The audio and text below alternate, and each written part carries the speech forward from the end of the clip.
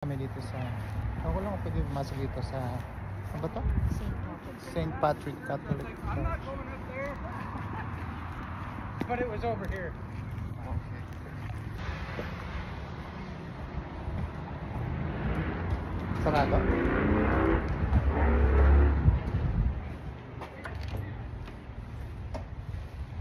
Middle dito. Yung main entrance, yung garden. Laki ng bulaklak ko. Mas malaki pa sa mukha ko. Totoo yan. Baka sabihin nyo, peke yan.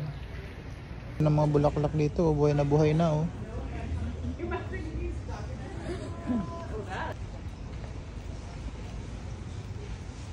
Dito kami sa Windmill Garden. Sa Windmill Garden. Ito, dami oh. Sigurado yan, bibili na naman kami yan. Kasi puro garden to dito.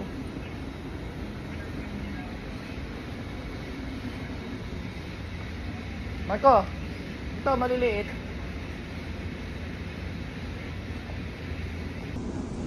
Daming cactus oh. Ang ganda to pag may ano ka oh, bisitang makulit. Iyan mo sa puwet, ilagay mo. Sauce dito. Tapos bibili kami ng mint, mojito mint. Daming rosas, di ba? Ang garden dito sa Windmill.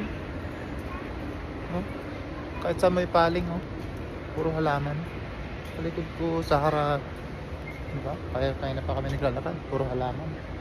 Ito mga rosas. Diba? Tama ba yung sabi ko mahal? Mga rosas. English yung Tagalog na. Ito. Tapos dadaan siya doon, tutulay siya doon sa kabila. Pero nagpahinga muna siya, nagpakit muna siya. Kame!